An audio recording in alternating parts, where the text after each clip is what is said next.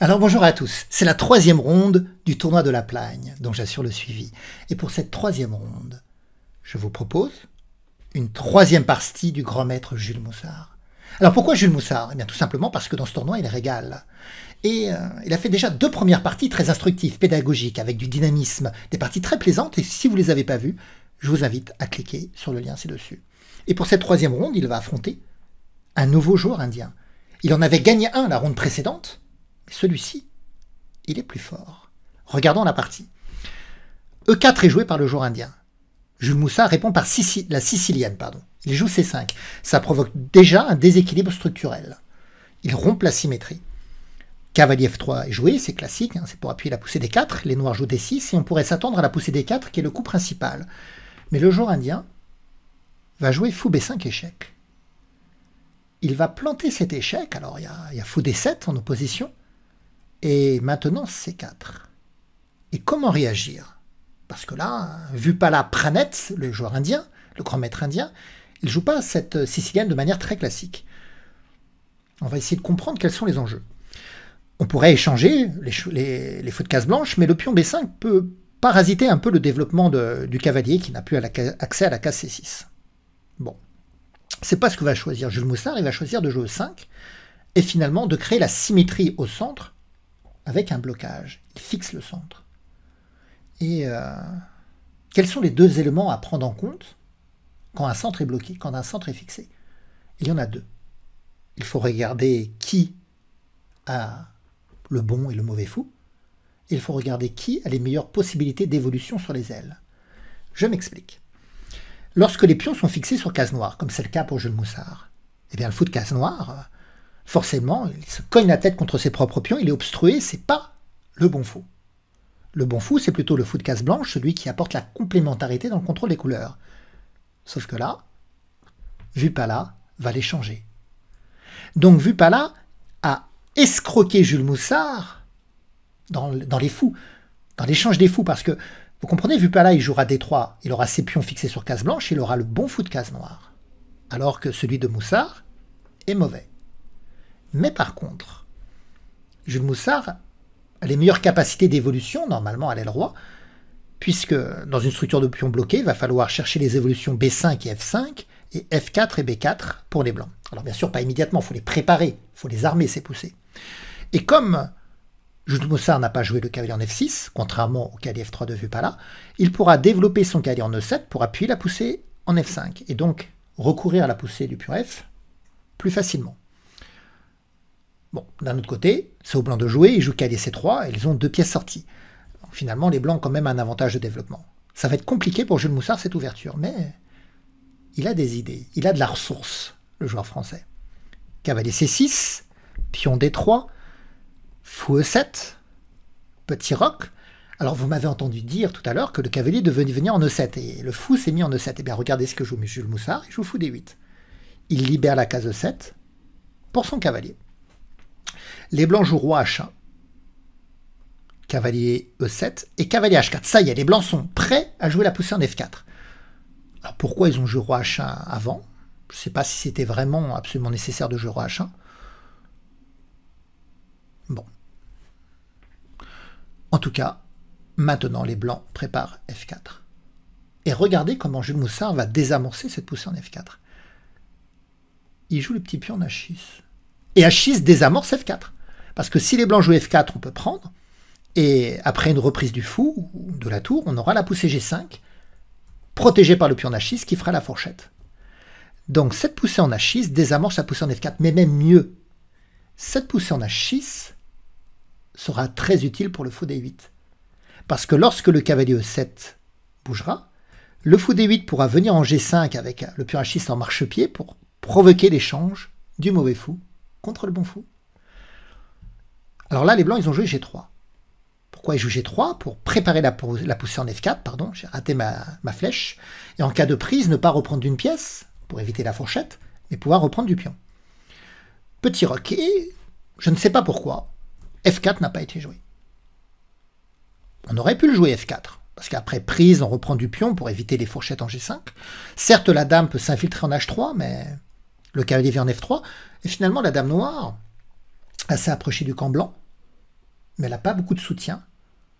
Parce que les blancs ont un avantage d'espace à l'aile roi. Hein. Le duo de pions F4, pardon, E4 contrôle toutes les cases sur la cinquième rangée. Et les blancs peuvent utiliser la colonne G pour mettre un vis-à-vis contre le roi. La tour pourra venir en G3 pour repousser la dame.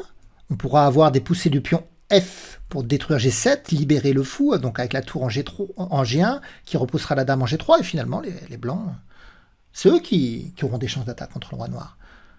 Alors peut-être que les noirs vont jouer F5 aussi, pour essayer de fixer le pion en F4. C'est peut-être ça que redoutait le jour indien en réalité. Et c'est pourquoi le jour indien ne va pas jouer F4, parce qu'il s'est dit qu'il peut y avoir un échange et F5, et il va jouer G4, pour empêcher F5. Oui, mais cette poussée en G4 creuse des trous quand même, la case F4. Et justement, Jules Moussard va essayer de contrôler cette case F4. Alors il pourrait jouer cavalier G6, j'ai encore raté ma flèche. Sur une prise, le pion reprend avec l'ouverture de la colonne F. Et sur cavalier G6, les blancs pourraient jouer cavalier F5 aussi. Hein. Oui, mais sur cavalier G6 et les blancs jouent cavalier F5, on pourrait jouer fou G5, vous voyez, l'échange du mauvais fou contre le bon fou. Mais dans la partie, Jules Moussard, il n'a pas été sur cavalier G6, il a été sur cavalier D4. On va voir que le cavalier va se réaiguiller après en E6. Le cavalier vient en F5, le cavalier vient en E6, la tour vient en G1 pour appuyer la poussée G5, peut-être avec H4, G5. Et là, regardez, ça c'est très dur à trouver, roi H7 joué par Moussard, il veut aiguiller la tour en H8 pour remettre son roi en G8. Pourquoi il veut la tour en H8 ? C'est pour résister sur H6 et résister sur les poussées H4, G5 avec des prises en G5 et finalement que la tour puisse jouer contre le roi blanc. Parce que dame F3 est joué, regardez. Alors il y a eu cavalier G6 entre-temps, cavalier D5, et on a ce passage de la tour sur la 8e rangée, et il vient en H8. Fou E3, fou G5 comme attendu. Alors les blancs ont très bien installé leur cavalier F5 en D5, mais les noirs, ils ont des cases aussi. Hein. Il y a le contrôle de la case F4, de la case H4, D4, pardon, peut-être de la case H4 si le cavalier F5 n'est plus là. Donc c'est assez disputé au niveau des contrôles des cases.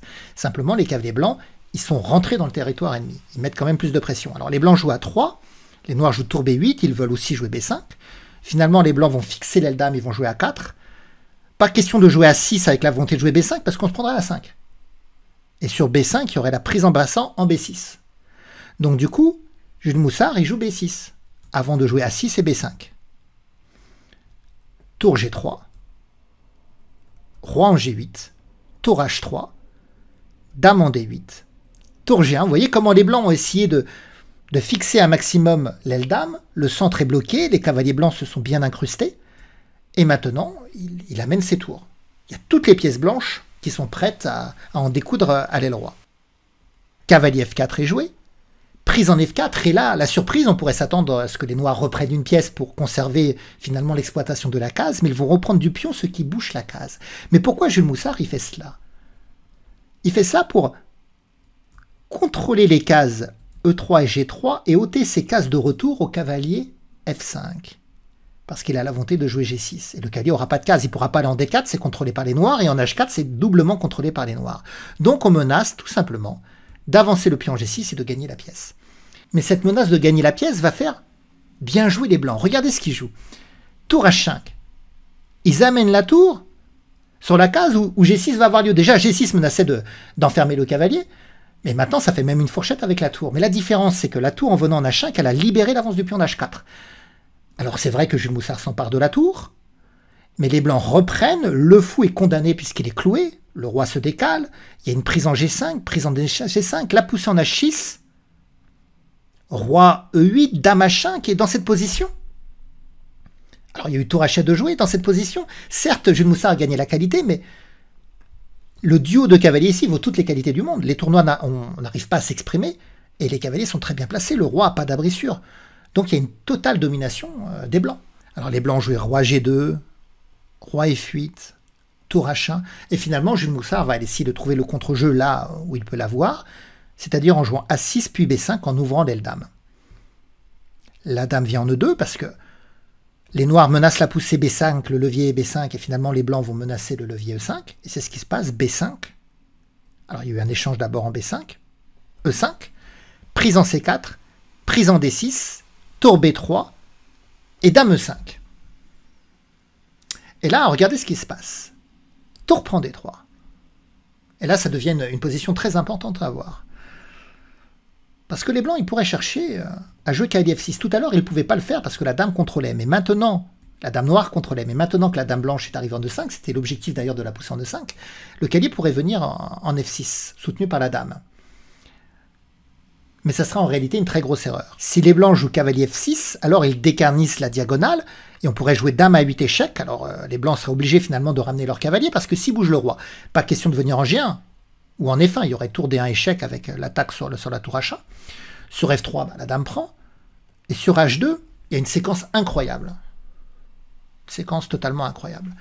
Il faut ici sacrifier la tour en H6 pour dévier le cavalier, puis sacrifier la tour en H3 pour attirer le roi en H3. Et là, on pourrait se venger sur la tour H1, mais on n'a même pas besoin. On peut jouer dame H3 échec, roi H2, dame prend F2 échec, roi H3. Et comme on a dévié le cavalier, qui était en F5, il ne contrôle plus la case G3 et on finit par dame G3 mat. Donc incroyable cette ressource. Donc finalement, Jules Moussard, il attend qu'une chose, c'est que le cavalier bouge pour que la dame puisse planter un échec sur la diagonale. Mais le jour indien décèle cette menace et joue tour 1. Alors, dame B8 jouée, comme Jules Moussard n'a pas accès à la case A8, il va chercher la case B7 sur la diagonale. Mais maintenant, le jour indien pourrait jouer cavalier F6. Maintenant, c'est bon. Ça change tout que la tour soit en A1 et pas en H1. Vous voyez, si les blancs jouent cavalier F6, maintenant dame B7 échec, c'est pas grave. Le roi peut venir en G1. Il n'y a plus de tour D1 échec comme dans l'autre variante. Parce que là, la tour, elle est en A1, elle n'est pas en H1. Donc, dans la position, ici, il fallait simplement mettre le cavalier en F6. Mais là, c'est le drame pour le joueur indien. Il va penser tenir une bonne idée et il va se fourvoyer complètement. Il a joué pion D7. Son idée, c'est simple. C'est que si la dame noire prend la dame, alors la dame noire est déviée de la 8e rangée. La tour vient en A8 et ça provoque le mat, puisque les retours du cavalier ou de la dame, il y aura tout simplement une prise avec le mat après. Puisque le cavalier et le pion, d'ailleurs, contrôlent les cases G7 et E7. Ce sera une sorte de mat du couloir. Bon. Mais qu'est-ce qui se passe ici? Qu'est-ce qu'il a joué, Jules Moussard?